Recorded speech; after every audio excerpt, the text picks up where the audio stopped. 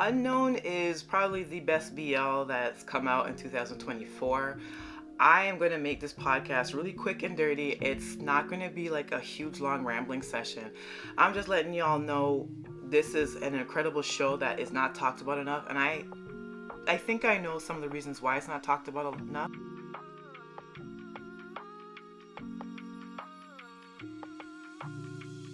Hi, I'm Monique. I'm the host of Off by Purple Heart podcast, where I talk to you about K-dramas, C-dramas, BTS, and so much more.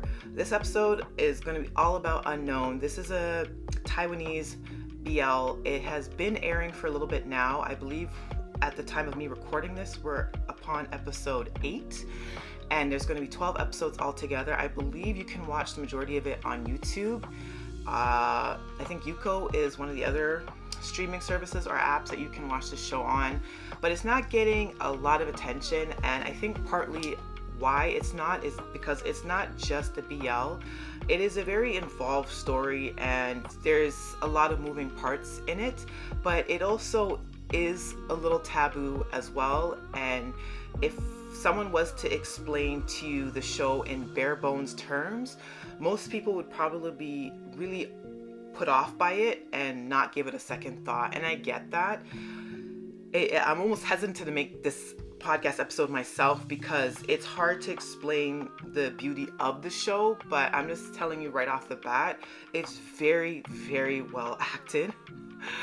And Chris in particular, who plays the lead character in the show, Quinn, it does a really great job. And it's cinematography, in addition to the music selection and choices and the things that it chooses to focus your attention on, and little things like the theme of red, which I believe is tying and referencing like the red string about, and that kind of plays into what destiny is, and two people that are having soul ties to one another, and that they were meant to find one another in this life, and in this life or the next always find a way to be linked back to one another. But both actors in this show really do a phenomenal job, and we even haven't gotten to the actual romance part yet of the show. But the basic premise of it is we start off with Quinn, the main character, and he has a really unstable childhood. His mom was emotionally and physically very abusive to him. The show is good in not showing you a lot of the abuse that he encountered, but one thing that they don't show in detail, but you can read between the lines, is that he was also sexually abused by his mom. So he has a lot of problems as far as intimacy in general and trust, and he hasn't really had any guardians or any proper parental figures in his life. His mom was also struggling with a lot of addiction as well. The father wasn't in the picture. So he had it pretty rough. And I think when he is in his teen years, he gets into a gang. And obviously that also comes with its own trials and tribulations. But he's doing the best he can so he can at least regroup and get some resources for him and his half-sister in the show. And along the way, one night he happens to stumble across this boy, and he is homeless, he's on the street, and the way his behavior is he's almost feral, and I don't want to describe him as an animal, but he comes off almost like a wounded puppy. He is combative, like verbally, he's like, get away from me, don't come near me, don't approach me. And Quinn, wanting to help him out, says, okay, I'm not touching you, I'm staying away from you. But he ends up stopping by his corner every night and leaving him food or something of need for him. And eventually this boy, Yun, gains his trust, or Quinn is able to gain his trust, because Quinn keeps showing up. He's a constant and is finding ways to give him food or give him money or give him something of need. And this boy ends up following him home, saying, take me in, you're already going this far to look out for me, and I'm now beginning to trust you. And Quinn, he's very introverted, he keeps to himself, and he kind of pushes people away. So even though he's helping this boy out, he's at first very resistant, or very resistant, but finally brings him in.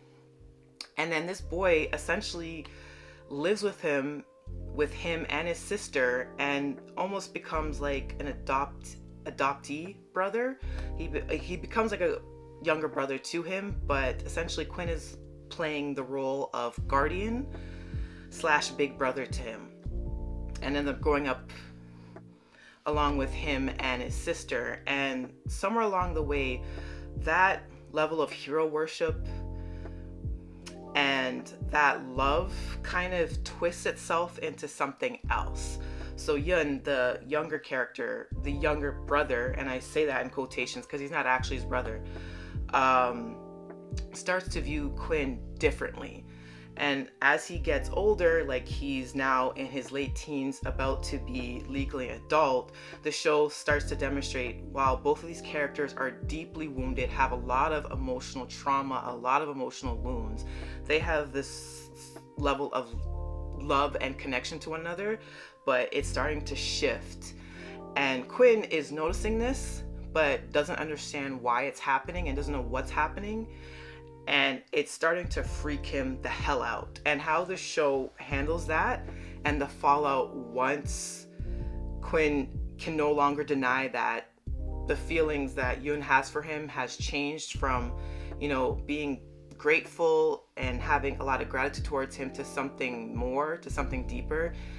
And just the messiness of it all, and how it all just kind of shatters the illusion of this family, and it brings about so many turbulent emotions. I'm telling you right now, the way the show is written and the way it's acted and the music and the cinematography and all the symbolism in the show is phenomenal.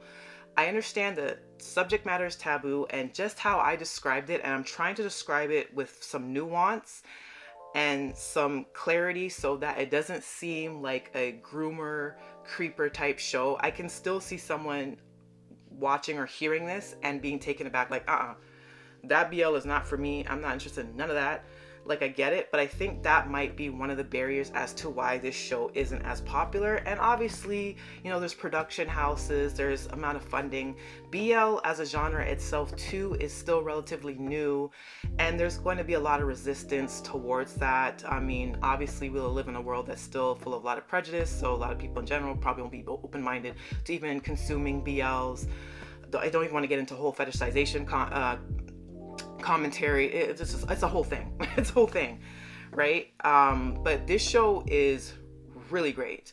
There's another BL that I'm also concurrently watching as well that I most likely will have a podcast episode about already before even posting this. But this one to me is the one of 2024. I highly doubt anything else that will come out this year will come even close to the brilliance that is this show, and how it handles such sensitive topics and sensitive subject matter that is very taboo, but somehow also really beautiful and poignant. I just can't see it. But I'm making this podcast episode just to say, if you haven't heard about it and you're a BL type girly, or you're someone that just wants to watch something a little bit different and you want to watch something that's a little bit emotionally resonant and none of the dramas are really hitting for you lately, this is probably one that you should check out, because I'm finding that I'm kind of falling into a slump. A lot of the shows that have come out right now just don't hold my interest at all. And there was a few that I was actually teasing that I was going to review on this podcast, and then after just like watching maybe a minute or so or seeing the commentary about the shows on social media, I was like, oh, you know what, on second thought, nah, not for me.